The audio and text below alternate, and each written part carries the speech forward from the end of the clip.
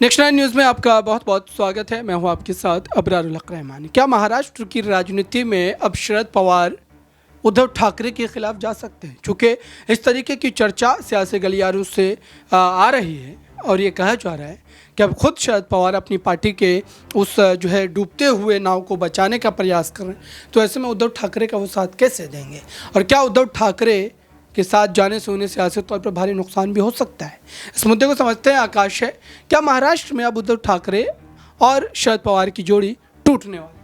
बिल्कुल, वाकई में देखिए महाराष्ट्र की राजनीति इस वक्त सबसे ज़्यादा उलझी हुई नजर आ रही है। बिहार के बाद अगर किसी राजनीति उलझी है तो वो महाराष्ट्र की है। यहाँ पर अलग अलग गुट बन रहे हैं। सोचने वाली बात है, एक पार्टी के दो टुकड़े होते हैं, दोनों अलग अलग चले जाते हैं, असली किसी और के साथ चली जाती है, और जिन्होंने सचमुच उस पार्टी का गठन किया शिवसेना का, वो किसी और के साथ चली जाती है जो दोबारा नई पार्टी बनती है। तो ये अपने आप में सवाल खड़ी करती है कि जब महाराष्ट्र की राजनीति में एक पार्टी के दो हिस्से हो सकते हैं, एक पार्टी के अलग अलग दो चेहरे हो सकते हैं, तो यहाँ पर एक दूसरे के लिए विरोध क्यों नहीं हो सकता? जब चाचा भतीजे के साथ गद्दारी कर सकता है तो यहाँ पर तो एक प्रतिद्वंदी के आगे दूसरा प्रतिद्वंदी। तो मुझे लगता है कि महाराष्ट्र की राजनीति में लोकसभा चुनाव से पहले जो दल बदल चल रहा है, ये आने वाले वक्त पर लोगों को ज़्यादा परेशान कर सकता है। यहाँ पर शिवसेना का अलग गुट चल रहा है, शरद पवार अलग नाराज चल रहे हैं, अजीत पवार अपना कुनबा देख रहे हैं, कुछ एनडीए में जाना चाहते हैं, कुछ इंडिया गठबंधन को साधना चाहते हैं। तो ये महाराष्ट्र की राजनीति में तमाम अपने आप में सवाल खड़े करता है कि कब कौन किसके साथ चला जाए, ये कोई नहीं जानता। जिस प्रकार से महाराष्ट्र में सिलसिला देखने को मिल रहा है, ऐसे में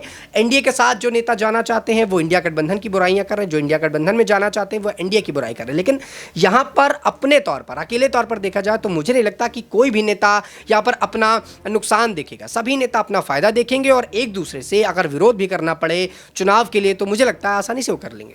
लेकिन उद्धव ठाकरे अब क्या करेंगे? क्योंकि उद्धव ठाकरे की तो पूरी पार्टी समाप्त हो चुकी है, शरद पवार की भी पार्टी समाप्ति पर आ चुकी है। तो ऐसे में चुनाव में उनके लिए उम्मीदें क्या बची है 2024 के?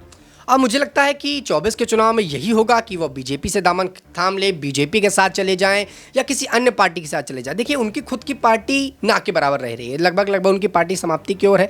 ऐसे में अगर खुद की पार्टी का वर्चस्व बनाना है तो किसी ऐसी पॉलिटिकल पार्टी के साथ जुड़ना होगा जो इस वक्त देश के अंदर बेहतर पार्टी हो और जिसके साथ जुड़ के न सिर्फ उस पार्टी का बल्कि अपना भी फायदा देखा जा सके। तो मुझे ऐसा लगता है कि आने वाले वक्त पर या तो बीजेपी या फिर इंडिया गठबंधन में कोई जुड़ता हुआ नजर आएगा। बिल्कुल दर्शकों, इस समय गठबंधन का जोर चल रहा है और तमाम पार्टियां अपने अपनी लिए जो है एक सेफ जगह की तलाश कर रही है। लेकिन उद्धव ठाकरे और शरद पवार का रुख किधर होगा, ये देखने वाली बात होगी। हालांकि इस समय भले वो इंडिया गठबंधन का हिस्सा ज़रूर है, लेकिन जिस तरीके से टूट देखने को मिली है नीतीश कुमार के रूप में, उसके बाद कहीं ना कहीं अब खदशा जो है वो और ज़्यादा बढ़ता दिखाई दे रहा है।